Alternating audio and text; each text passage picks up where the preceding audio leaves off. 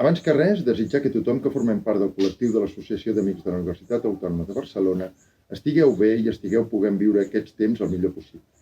I també vull donar les gràcies per haver-me ofert aquesta oportunitat de presentar una píndola sobre Europa i que li he posat per nom Menys Europa, Més Europa. Som-hi, doncs. Des del 1958, en què va entrar en vigor el Tractat de la Comunitat Econòmica Europea fins a l'actual Unió Europea, podem afirmar que, tot i les incidències, desavinences, controvèrsies que hi ha hagut a nivell institucional, intergovernamental o fins i tot social, el resultat final és molt positiu.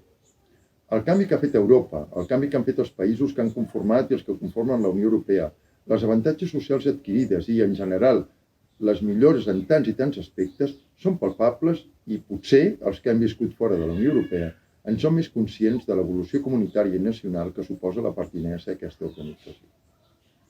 Com en tot projecte innovador, i que no té ni precedent ni cap altre projecte semblant en marxa, hi ha èxits, esperances, frustracions i fins i tot errors sense possibilitat d'establir comparacions o d'aprendre d'altres experiències. Però malgrat tot, i malgrat les caigudes i aixecades, l'avenç del treball conjunt és evident i tothom, en general, n'hem obtingut beneficis. Guanys, per això, que hem de saber gestionar no tan sols de cara endins, sinó també de cara enfora per ser solidaris amb els més desfavorits, exemplars en els valors que ens caracteritzen, una veu per ser escoltada i un referent per a ser tingut en compte. Fa temps, massa temps, que les crítiques i les veus que posen en dubte els avantatges de la Unió Europea proliferen i criden cada vegada més i cada vegada més fort. I potser les institucions no han estat prou contundents amb el seu missatge ni prou al costat de la ciutadania per demostrar els beneficis que en comporten i la necessitat que en tenim. La Unió Europea ha de ser no tan sols un referent per al món, sinó, i sobretot, un referent per a la seva ciutadania. Aquest menys Europa que en alguns moments ens sembla estar vivint, i especialment a l'actualitat, s'ha de traduir a una més Europa. Crec que ens trobem en un moment en el que, més que cap altre moment de la història de la Unió Europea, els proteccionismes, el tancament de fronteres, l'economia local per davant dels intercanvis interiors, l'aplicació del principi de reciprocitat i, en general, el descuit del projecte comú cap a l'interès particular, es fan cada vegada més evidents, i tot amb unes institucions europees massa llunyanes que no ofereixen una resposta adequada a les necessitats de tots plegats.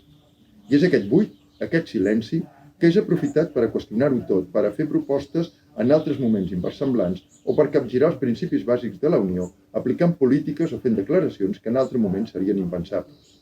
Governants demanant que no es visitin altres països, responsables polítics assenyalant alguns socis qualificant-los com malbaratadors de recursos propis i europeus, països assenyalats amb els seus mandataris capcots i sense donar explicacions, tribunals nacionals deslegitimant la feina feta pel Tribunal de Justícia de la Unió Europea. Potser mai tants havien arribat tan lluny.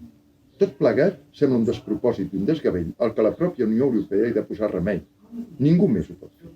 És l'hora de la Unió Europea per enfortir la Unió Europea, perquè, pel que sembla, per afeblir-la, alguns governants se'n saben sortir prou bé sense ajut de ningú. O bé, sí, amb la cooperació necessària d'un virus ajuntat amb una bona dosi de por i d'amenaces de danys bíblics. El tancament sanitari ha estat l'espurna de massa tancaments. Ens hem tancat a casa per la nostra salut i per garantir la dels altres.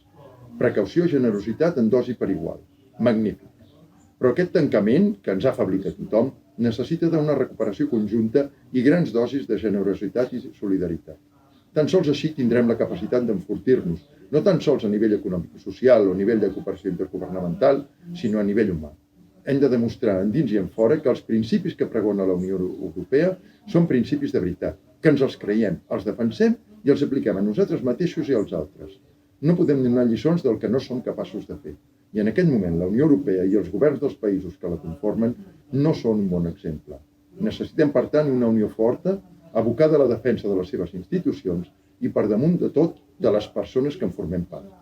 I d'aquestes, prioritzar les més desvalgudes, que, com sempre, són les que més han patit i pateixen les conseqüències de tot plegat. Sols quan Europa ha estat forta i unida ha estat capaç d'afrontar els reptes que ha tingut per davant, per greus que hagin estat. Fem de la necessitat una virtut.